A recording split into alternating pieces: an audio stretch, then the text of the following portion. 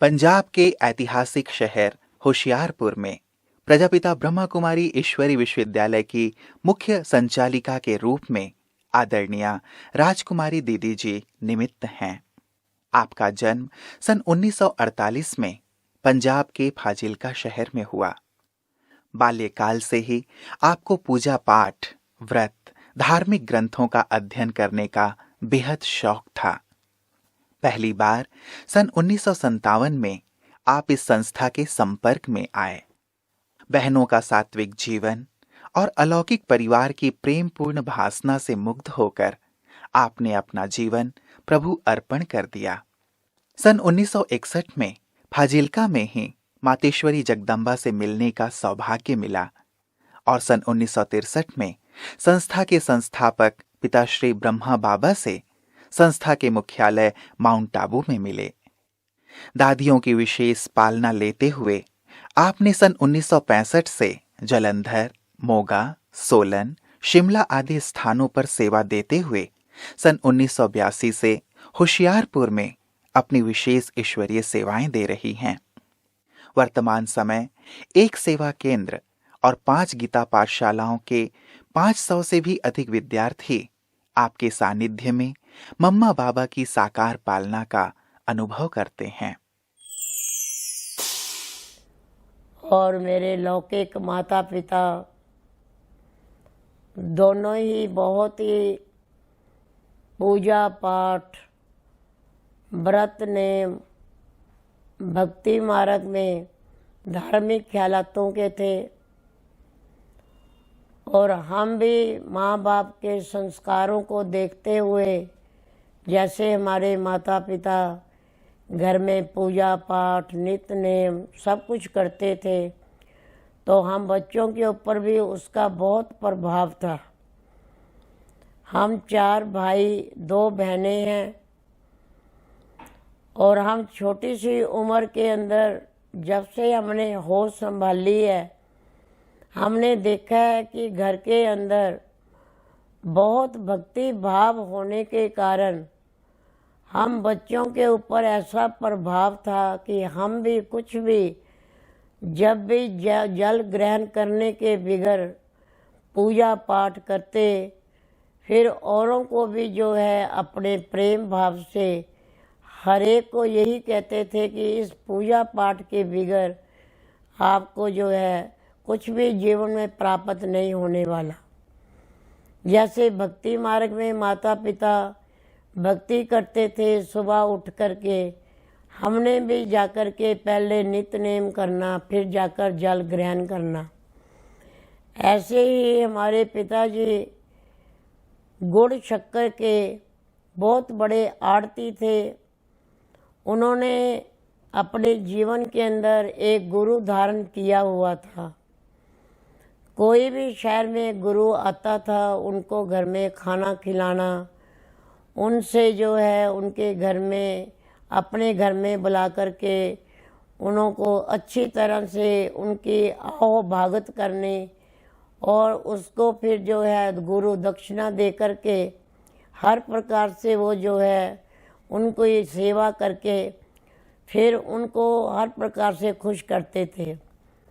वो हर वर्ष हरिद्वार में उनकी सेवा के लिए 1 मास जरूर जाते थे।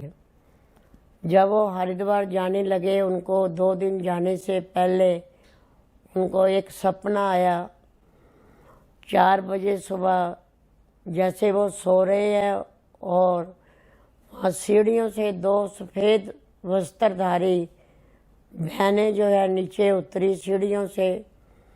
हमारे पिताजी को कहा कि भाई साहब उठो, अब सोने का टाइम नहीं है। आपके भक्ति का फल देने के लिए भगवान जो है वो सृष्टि पर आ चुका है। वो आपको भक्ति का पूरा पूरा फल देने के लिए, अभी आपको भक्ति करने की ज़रूरत नहीं है, आपको फल देने के लिए आया हुआ है। तो ये सपना जैसे पिताजी ने देखा, 2 दिन के बाद हरिद्वार गए, तो हरिद्वार से गंगा स्नान करके घर में वापस लौट रहे थे, तो रास्ते में ब्रह्मा कुमारी ईश्वरीय विश्वविद्यालय का बहुत बड़ा फंक्शन हो रहा था हरिद्वार में। तो आप सच मानिए कि वही दो बहनें जो पिताजी ने 2 दिन पहले सपने में देखी थी, वही दो बहनें स्टेज पर बैठी हुई है। और वही बहन जो है, जो सपने में कह रहे कि भाई साहब उठो, सोने का टाइम नहीं है, अब भगवान आपका भक्ति का फल देने के लिए आ चुका है। और वही बहन जो है उस समय पब्लिक के अंदर यही महावाक्य जो है उच्चारण कर रही है। तो हमारे पिताजी को पूरा ही विश्वास हुआ कि मुझे जो भी यहाँ से सत्यता की जो बातें मिलनी है, परमात्मा की जो प्राप्ति होनी है, मुझे इसी ब्रह्मा कुमारी ईश्वरीय विश्वविद्यालय से ही होनी है। और जब घर में वापस लौटे 1 मास के बाद, तो उन्होंने आके परिवार में बात की।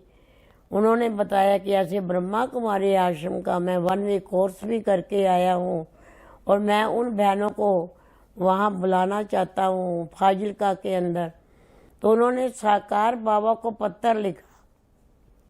उस समय साकार बाबा ने जैसे पत्र के अंदर उन्होंने कहा कि मेरे को 2 बहनें चाहिए, मैं फाजिलका के अंदर प्रोग्राम करवाना चाहता हूँ। तो साकार बाबा ने वही 2 बहनें, हरिद्वार की बहनें दोनों ही, जो निर्मला दीदी जयपुर में राजा पार्क के जो इंचार्ज, अब वो अव्यक्त हो चुके हैं, शरीर छोड़ दिया है, बाबा ने उन्हों को और वो एक छोटी बहन को साथ में वहाँ फाजिलका में भेजा। तो पिताजी ने हमारे अपने घर में ही ऊपर के पोर्शन में बहनों को रखा और ब्रह्मा कुमारी आश्रम का वहाँ बोर्ड भी लगाया। हम नीचे रहते थे और बहनें ऊपर थी।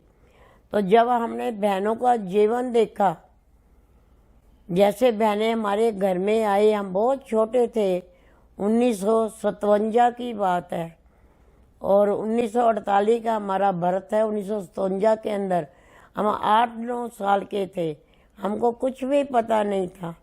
जैसे घर में हमने बहनों को देखा और बहनों के अंदर इतना अपनापन, जैसे बहनों को देखते ही लगा कि हम सिर्फ 2 बहनें नहीं हैं, लेकिन हम 4 बहनें हैं।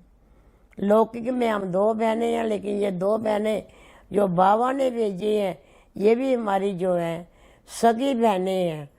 4 बहनें हैं हम। तो बहनों से अपनापन महसूस हुआ और साथ में बहनों की सादगी देख करके और साथ में उन्हों का प्रेम भाव से बात करते हुए देखकर हम इस बात से बहुत एक प्रभावित हुए कि अगर हमने जीवन बनाना है तो हमने इन बहनों जैसा ही बनाना है।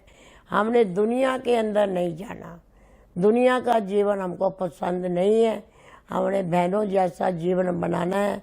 ऐसे हम दोनों ही बहनें एक बार भोग पर बैठे थे। वीरवार का भोग लग रहा था, 12 बजे शुरू में भोग लगता था। हम दोनों बहनें भोग पे बैठी हैं। पिताजी को साक्षात्कार हुआ, जैसे बाबा ने कहा ये दोनों बच्चियाँ ये आपकी नहीं है, दोनों बच्चियाँ, ये दोनों बच्चियाँ मेरी ही है। तो पिताजी ने हम दोनों ही बहनों के हाथ पकड़ के, जो बहन भोग लगा रही थी, बाबा ने जैसे उनको प्रेरणा दी, उनको गोद के अंदर हमको बिठाया बहन के कि ये बच्चियाँ आज से आपकी हैं। तो ऐसे हमारे को जीवन के अंदर आगे बढ़ने की प्रेरणा मिली। और बचपन से मेरे जीवन की यही धारणा रही कि मैंने हर एक के गुण ही देखने हैं। अब गुण किसी की बुराई जो है मैंने अपने चित्त पर नहीं रखी। किसी को बुरा देखते हुए भी मैंने कहा कोई बात नहीं, ये भी भगवान का बच्चा ही है, ये भी ईश्वर ने दुनिया के अंदर इसको भेजा है, ये भी मेरा भाई है, मेरी बहन है। मैंने कभी भी उससे अपने दिल के अंदर नफरत पैदा नहीं की। ऐसे मैं अपने जीवन के अंदर बहनों की जीवन को देख करके प्रभावित हुई। 1961 के अंदर सबसे पहले हम तेजश्वरी जी से मिले। जब मैं मम्मा से मिली तो मम्मा हमारे घर में ही लौकी घर के अंदर वहाँ पर सबसे पहले आए। तो जैसे हम नीचे रहते थे, आश्रम ऊपर था। 1961 में मम्मा जब हमारे घर में आई तो मम्मा से मिलकर के हमको ऐसा अनुभव हुआ कि मम्मा जो भी बात करती थी वो मम्मा हर एक के दिल को अंदर से जान करके ही बात करती थी। जैसे मम्मा हमारे घर में आई, मम्मा को हमने नीचे बुलाया, अपने घर में बुलाया। मम्मा ने जैसे हम छोटी छोटी कन्याओं को देखा तो मम्मा ने सारे घर का राउंड किया। तो हमारे घर में बहुत बड़ी लोहे की पेटियां होती थी, जैसे पुराने घरों में होती है। तो मम्मा ने मुस्कुराते हुए हमको कहा, दोनों छोटी छोटी कन्याओं को, कि जब बम का टाइम आएगा, विनाश का समय होगा, एटॉमिक बम गिरेंगे, आप बच्चियां इस पेटी के अंदर घुस जाना। आपको बम जो है, ये विनाश की जो भी घड़ियां होंगी, आपको परेशान नहीं करेगी। तो हमको ये बात मम्मा की बहुत याद आती है कि जैसे मम्मा ने हमको कहा कि आपको विनाश का कोई भी प्रकार का अफेक्ट नहीं होगा, क्योंकि आपके साथ माँ भी है, बाप भी है। ऐसा कौन है जिसको आंख से देखा नहीं जाता लेकिन दिल पहचानती है? ऐसा कौन है शिवराम जी? बाप। बाप, बेहद का बाप। हाँ, जिसको निराकार बाप कहो। शरीर के पिता को साकार, वो निराकार। तो निराकार बाप, जिसको निराकार परम पिता परमात्मा कहा जाता है, वो इस आँखों से भले देखा नहीं जाता लेकिन जाना जाता है, पहचाना जाता है। ऐसे नहीं आँखों से नहीं देखा जाता है इसीलिए कोई चीज ही नहीं है, नहीं। तो मम्मा जैसे हमारे घर में जैसे हमको मिली, तो जब हम बाबा के पास 1963 में मम्मा बाबा के पास गए, तो माँ बाप जब वहाँ पर थे, तो उसके बाद भी जब बाबा हमारे से मिले तो हमारे माता पिता हमको वहाँ समर्पण करने के लिए गए, दोनों कन्याओं को। तो बाबा ने जैसे ही हमारे माँ बाप को देखा, बाबा ने, शिव बाबा ने ब्रह्मा बाबा के द्वारा बहुत बड़ा टेस्ट लिया मोह का, कहाँ तक बच्चे मोह जीत बने हैं। तो बाबा ने जैसे कि कहा हमारे माता पिता को, आप ये कन्याओं को समर्पण तो करने आए हो, ठीक है, बाबा की तरफ आप सेवा में लगाने आए हो, लेकिन जिसके पास आप कन्याओं को समर्पण करने के लिए आए हो, इनको यहाँ खाने के लिए रोटी नहीं मिलेगी। ये रोटी नहीं इनको मिलेगी, भूखी मरेंगी आपकी कन्याएं। और रहने के लिए इनको मकान भी नहीं मिलेगा, सड़कों के ऊपर रुलेगी। और इनको पहनने के लिए कपड़ा भी नहीं मिलेगा। बाबा ने, शिव बाबा ने ब्रह्मा बाबा के द्वारा ये बात इसलिए कही क्योंकि बच्चों के अंदर, माँ बाप का बच्चों के अंदर बहुत मोह होता है, प्यार होता है। आज कन्या का कहीं भी सौदा करना होता है या कन्या कहीं भी देनी होती है, अगर उसके ससुराल वाले ये कह रहे कि उनको खाने के लिए कुछ नहीं मिलेगा, पहनने के लिए कुछ नहीं मिलेगा, रहने के लिए मकान नहीं मिलेगा, तो माँ बाप वहाँ उसका सौदा नहीं करते हैं। बाबा ने इसलिए ये टेस्ट लिया कि इनके अंदर, माँ बाप के अंदर मोह कहाँ तक जागृत होता है। तो हमारे पिताजी ने एकदम से बाबा को जवाब दिया, बाबा मुझे 101%, 100% भी नहीं, 101% मुझे निश्चय है कि आपकी बन करके ये बच्चियाँ कभी भी ना भूखी मरेंगी, ना कभी ये सड़कों पे रोलेंगी, और ना कभी ये ऐसे रहेंगी। तो उस दिन से, जिस दिन से ये बाबा ने कहा, उस दिन से लेके आज तक कभी भी ये प्रॉब्लम हमको नहीं आई। और ना ही आ सकती है अपने जीवन के अंदर। जैसे मम्मा बाबा से मिलके जैसे हमको ये धारणा पक्की हो गई कि बाबा जो भी बच्चों का टेस्ट लेते हैं उसके अंदर बच्चों का कल्याण समाया हुआ है। आदिदेव आदिनाथ हो, अनहद ध्वनि तुम नाद हो। आदिदेव आदिनाथ हो, अनहद ध्वनि तुम नाद हो। हम बच्चों के साथ हो, प्यारे ब्रह्मा बाबा, प्यारे ब्रह्मा बाबा, प्यारे ब्रह्मा बाबा, प्यारे ब्रह्मा बाबा। आदिदेव आदिनाथ हो, अनहद ध्वनि तुम नाद हो।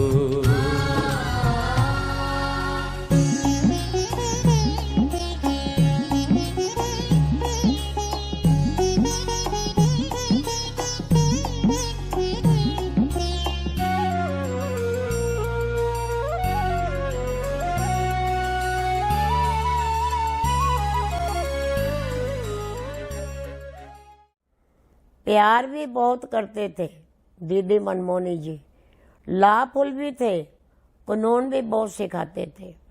एक बार मैं उनके होते मधुबन पार्टी लेकर के गई, दीदी के होते, मनमोहनी दीदी के होते, क्योंकि बाबा के वो साथ में रहते थे। तो एक बार किसी स्टूडेंट ने थोड़ी ऊपर नीचे बात की कि नहीं, यहाँ बाबा का ये पाठ नहीं चल रहा, आप मेरे को वैसे ही लेके यहाँ पर आ गए। और जैसे मैं दीदी के पास उनको लेकर के गई तो दीदी ने जैसे मेरे को कहा कि इस बच्चे को आपने ला नहीं सिखाया, आपने इसको ला नहीं सिखाया, तभी यहाँ पर जो है इसको ऐसा सोचने का मौका मिला है। मैंने कहा दीदी इसको ला तो सिखाया है, लेकिन ये थोड़ा जो है बीच बीच में कभी संशय बुद्धि कभी निश्चय बुद्धि।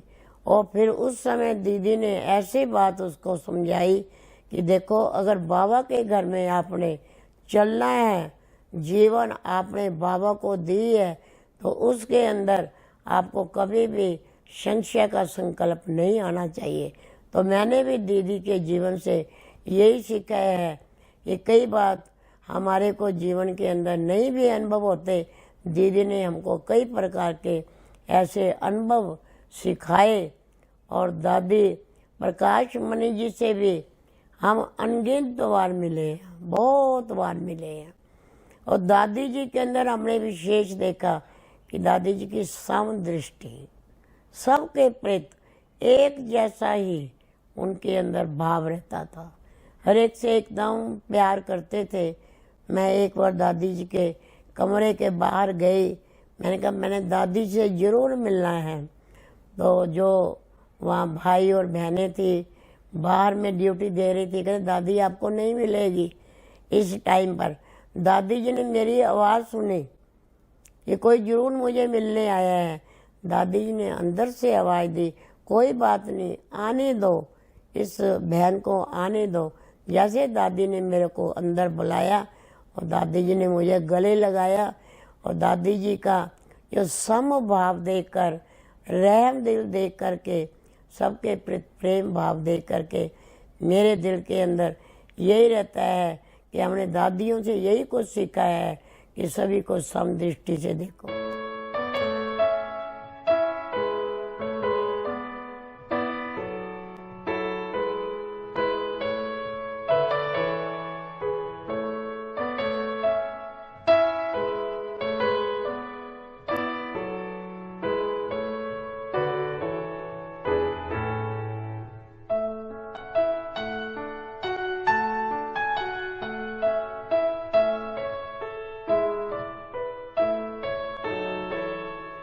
बाकी गुलजार दीदी दादी जी से भी मेरा बहुत बार मिलना हुआ।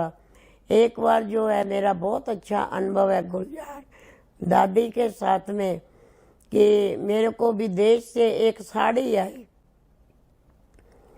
तो मेरे मन में संकल्प आया कि ये साड़ी जो है मैंने नहीं पहननी है, मैंने बाबा के रथ को पहनानी है। बाबा का रथ पहनेगा ये साड़ी। उस भाई ने लिखा पत्थर में कि आप ये साड़ी जो है ना खुद पहनना। हमने उनको कहा कि पहले मैंने बाबा के रथ को पहनानी है। मैं मधुबन में गई, वो साड़ी लेकर गई और फिर मैंने गुलजार दादी के कमरे में गई, लेकिन छोटी बहन ने मुझे कहा कि दादी नहीं मिलेंगे आपको, अब दादी रेस्ट करें, आपको नहीं मिलेंगे। मैंने कहा एक बात की मेरी आपके आगे प्रार्थना है कि ये मैं साड़ी लेकर के आई हूँ, लेकिन आज बाबा ने शाम को गुलजार दादी के तन में आना, गुलजार दादी के तन में बाबा ने आना, ये साड़ी जो है ना आप ये पहनाना आज। तो कहते कोई बात नहीं, आप दे जाओ, देखेंगे। बहन ने तो ऐसे बोल दिया, लेकिन मेरे को पक्का ये निश्चय था कि आज बाबा का रथ ये साड़ी जरूर पहनेगा। लेकिन इतने बड़े हॉल के अंदर मेरे को तो नहीं ये लगा कि वही साड़ी पहनी या और पहनी, पर मेरे को निश्चय था बाबा ने जरूर आज वो साड़ी पहनी होगी। लेकिन सुबह नाश्ते के बाद वहाँ पर पांडव भवन में पिछले हॉल में बैठ कर के मैं ब्रेकफास्ट कर रही थी और गुलजार दादी जी खुद चल कर के उस हॉल में पहुंचे, वहाँ ढूंढते हुए वे होशियारपुर की राजकुमारी बहन कहाँ है, होशियारपुर की राजकुमारी बहन कहाँ है। तो एकदम मैंने दादी को देखा, मैं उठ के खड़ी हो गई, नाश्ता कर रही थी। तो दादी जी कहते देखा रात को बाबा के रथ ने आपके दी हुई साड़ी पहनी है। इतनी मैंने दादी जी के अंदर, गुलजार दादी में निर्माणता और निरहंकारीपना और इतनी उनके अंदर प्रेम दृष्टि को मैंने देखा कि गुलजार दादी खुद चल के आके किचन के अंदर मेरे को ये बात बता करके गए।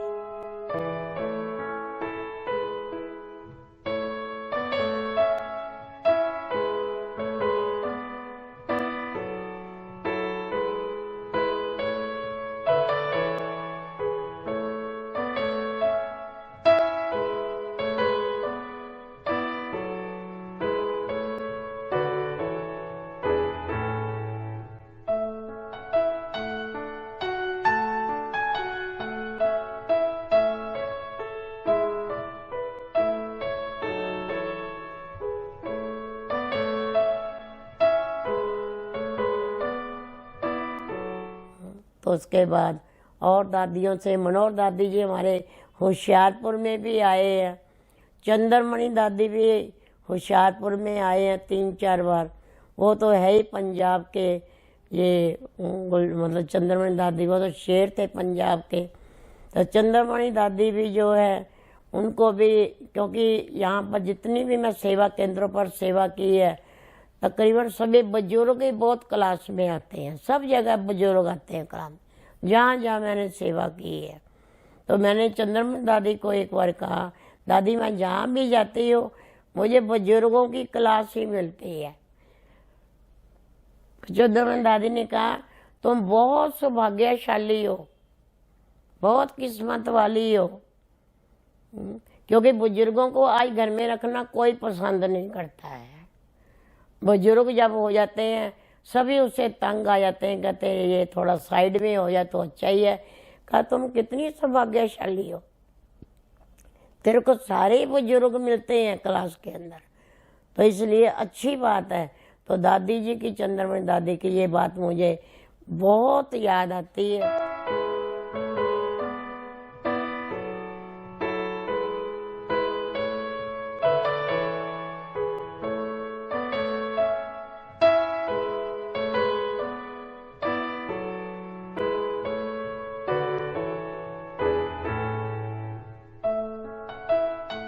और बाबा से भी हमको इन एडवांस बहुत शिक्षाएं मिली। कई बार जीवन के अंदर ऐसे स्टूडेंट आ जाते हैं, वो मन से जो है कुछ और होते हैं और मुख से कुछ और होते हैं। तो बाबा ने जैसे एक बार मेरे को कहा था कि बच्ची, मैंने कहा किसी के बारे में बाबा ये बहुत कम बोलते हैं, ये बोलते नहीं, बहुत कम बोलते हैं। कहा बच्ची तुम नहीं जानती, ये बच्ची बहुत ज़्यादा बोलती है, क्योंकि मन इसका सारा दिन ही जो है ना व्यर्थ के संकल्पों में बिजी रहता है। तो ये मुख से नहीं बोलती लेकिन मन से बोलती है।